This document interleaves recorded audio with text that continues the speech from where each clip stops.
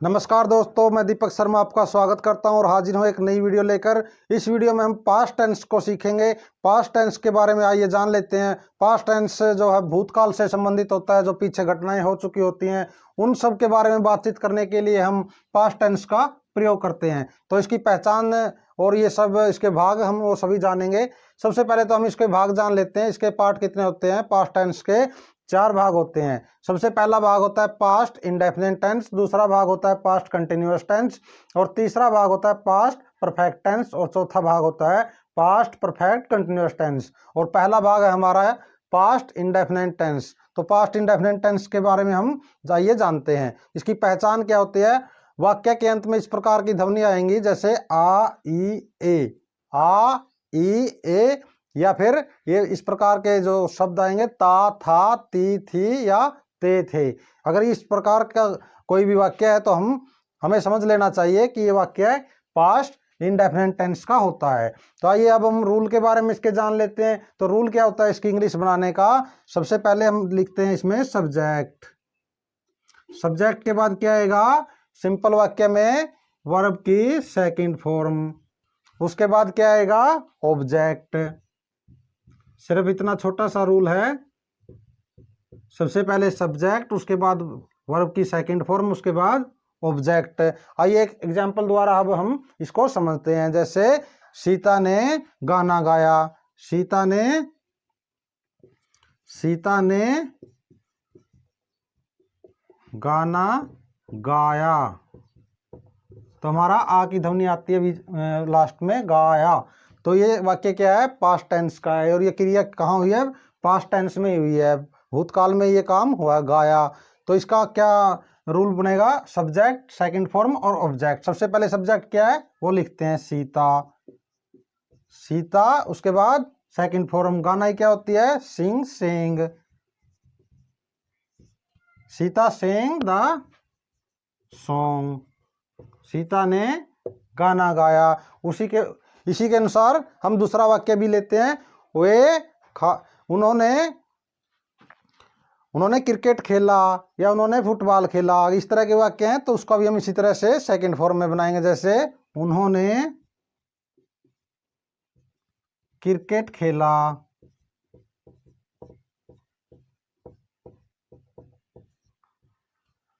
तो इसका क्या हो जाएगा? उन्होंने दे। उसके बाद सेकंड फॉर्म प्ले की, प्लेड क्रिकेट।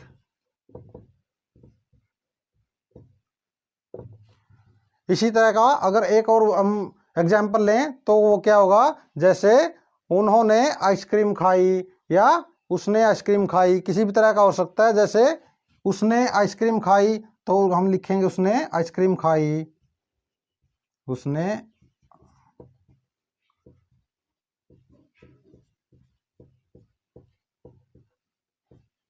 तो इसकी क्या बनेगी? सबसे पहले उसने ही। खाना क्या होती है? Eat, ate ice cream.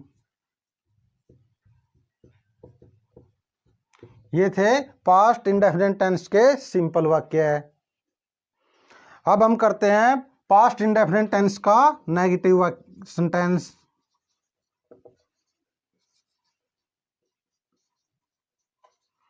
Past indefinite tense के नेगेटिव सेंटेंस। तो इसका रूल क्या होता है? सबसे पहले सब्जेक्ट, उसके बाद डिड नॉट, उसके बाद वर्ब की फर्स्ट फॉर्म, उसके बाद ऑब्जेक्ट।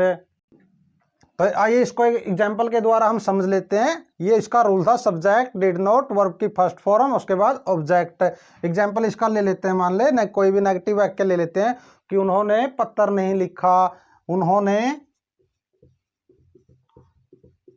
पत्र नहीं लिखा।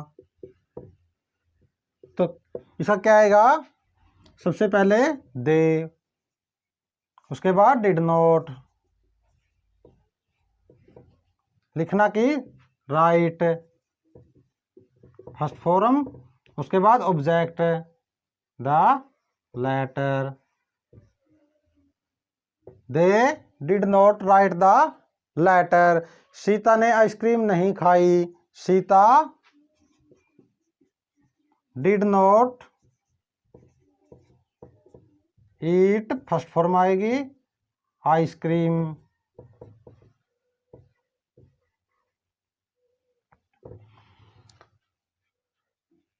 मैंने अभी तक चाय नहीं पी, इस तरह से हम बोल सकते हैं ना, मैंने चाय नहीं पी।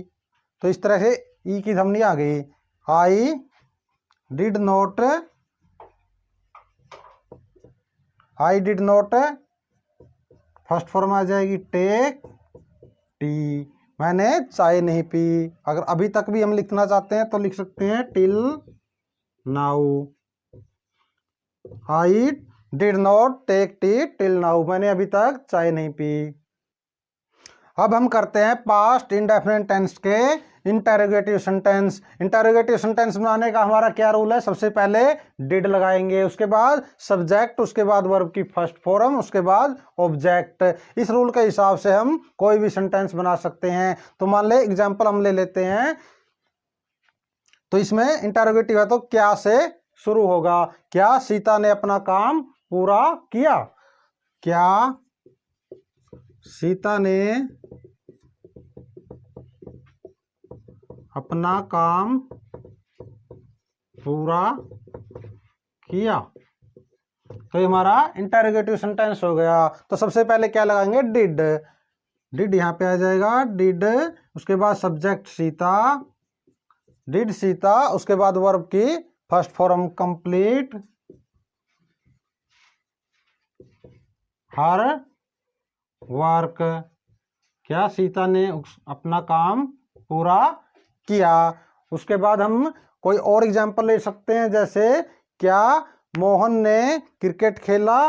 क्या मोहन ने क्रिकेट खेला? इसकी मैं सिर्फ इंग्लिश लिख देता हूं, डिड मोहन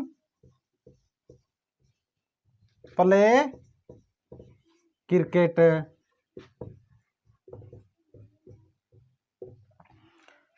क्या मैंने पत्र लिखा? जैसे क्या मैंने पत्र लिखा, did I write a letter. क्या श्याम दिल्ली गया? डिड, शुरुआत में हम डिड लगाएंगे, उसके बाद सब्जेक्ट है श्याम, डिड श्याम दिल्ली गया। जाना ही क्या होती है? Go. Did Shyam go to Delhi. इसमें हम लास्ट में क्वेश्चन मार्क लगाएंगे सभी में, क्योंकि ये डिड से शुरू है और क्वेश्चन प्रश्नवाचक वाक्य इंटरोगेटिव सेंटेंस हैं। तो इस तरह से हम पास्ट इंडेफिनिट टेंस के कोई भी इंटरोगेटिव वाक्य बना सकते हैं। ये था हमारा पास्ट इंडेफिनिट टेंस। ये यहीं पे कंप्लीट होता है। आप इसको प्रैक्टिस करते रहिए और सीखते रहिए। अगर आप हमारी वीडियो को पसंद करते हैं तो चैनल को सब्सक्राइब कर दें और बेल आइकन जरूर दबा दें। धन्यवाद।